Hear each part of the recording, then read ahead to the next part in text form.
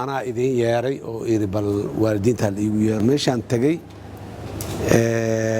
dee sawirada qaarkood isaga ku aragteen wiilashii waa soo arkay ciiddii maalinta labaadoo ciidda maalinta koowaad halkaan aan ka tagnay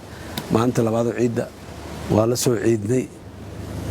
intooda meesha joogta ahay nin walba inuu qoyskiisa inuu la soo hadlo lacag kaar ay ku iibsadaana u soo reebay maanta ama birri middood in ay soo galaan ay soo hadlaan waalidaan ahay aniga aabbaan ahay caruur la awoowaan ahay waa garan karaa waxa iyo macnaha ay ku fadhiyaan xanuunka ay leeyihiin caruurta iyo muxuu ahay weliba markaadan ka warhayn waalidku waxaa la yidhahaa ilmihiis wuxuu u jecel yahay midka maqan ee aanu ka warhayn ama midka xanuunsan markaas oo sariirta jiifo ayuu ugu jecel yahay la yidhaha marka aad iyo aad ayaan u dareemaa waxaa soo marteen ciidankii dalka xoreynaya waa inay dalkan shabaab ka saaraan dadka soomaalidana ay sharaftooda iyo karaamadooda soo celiyaan niman aad u maraysid inay aad iyo aad uga go'an tahay oo ku dhaaranayo oo u taagan waayo oo markay hadlayaan wejigooda shucuurta ka muuqata aad yaabaysid markay kula hadlayaan marka ilaahay ciidankiis guul kasta guusha ilaaha keena guul kastana waxay leedahay qiimo loo horay leedahay geesiyaalaha u dhinta dadaa u rafaada dadaa u xanuunsada kuwa axibba ah oo wax jeclaay ayaa waxay jeclaayeen waaya kuwa la jeclaayaa lagu waayaa marka guushu waxay leedahay qiimi loo bixiyay leedahay ilaahay waxaan ka baryayaa inta hadda la soo maray oo walwal iyo walbahaar ahay in qiimihii guusha ilaahay idankiisa aan u bixinayn inuu intaas noqdo oo wixii hadda ka dambeeyo nabad iyo badbaado iyo barwaaqo aan u baxna haddii aa la yidhaah marka walaalahay waa mahadsantihiin waalidiinta kaleo dhanna ha la igu salaamo inta aad qabtaan oo kale ay qabaan dareenka aad qabtiin iyo waxa aad cabirayseen inay wada cabiraan waa ogyahay boqolkiiba boqol ha la igu salaamay ilmaha waa ilmahaygii ilaahay idinkiis waa ka shaqaynay waana ka soo shaqaynaynaa inta dhimanna waana keenayna haddii aa la yidhaah waxaan maanta aad iyo aad iyo aad ugu mahad celinayaa madaxweyneena maalintaan arkay la yidhi xasan sheekh maxamed wuxuu u duulay eritreyo waa iiga dhammaatay cabdi baa la yidhaha wiilkaygu inuu sariirta jiifayla ahayd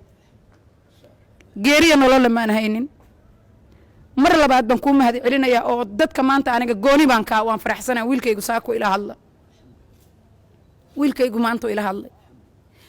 ma qarinaayo malaa'ig baa garbayga saaran kelmaddu yidhi madaxweyne waan kuu sheegaya hadalkii iigu horreeyaan uu yidhi wuxuu yidhi hooyo maanta waan faraxsanaa anoo kula jooga ila mid tahay waxaa noo yimid madaxweyne bili aadan ah wallaahuse kelmad kale ay dhihin salaada casarka way i dhowrantay eed iyo eedaa keenka mahanagaana boqolkiiba boqol eedna waan mahasanta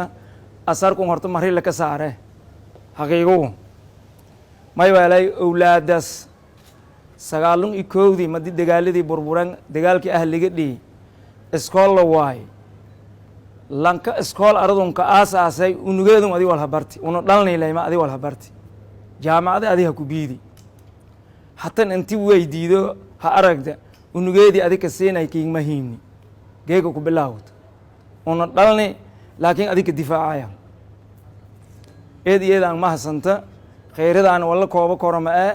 ilaahay maykiinku tuugane soomaali ada nebadka waali galantata kakanagati ilaahayna kii garab gali ununa kii garab galya ilaahay kiinku tuugan ilaahay yaa sharfa madaxweynaha wayna sharfay nabiyullaahi maxamed baa ilaahay wuxuu ku yidhi fabimaa raxmatin min allaahi linta lahum walow kunta fadan qaliida alqalbi lanfaduu min xawlika nebi muxamedow sala allahu alayhi wasalam naxariis rabbi xaggii ka ahaatay unbaad ugu jiricday banu aadamkaas iyo dadkii uu la joogay nebiyullaahi moxamed sala allahu alayhi wasalam haddaad ahaan lahayd mid jaafiyahoo qallalan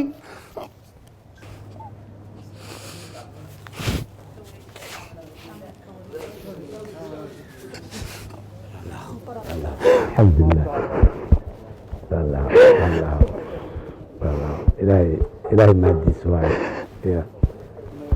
maanta maalin kasta farxad badanaa imaanaysa insha allah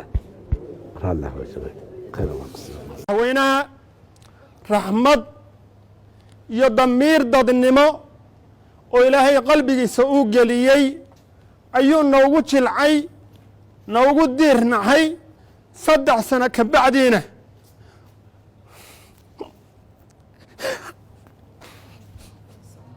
uu noo suurto geliyey inaan hor fadhiisanno madaxtooyada weligeena kolleyba anugu aana soo gelinna uuna soo geliyo isagoo weliba ilmaheenna intaas aan raadinayno xog inooga wada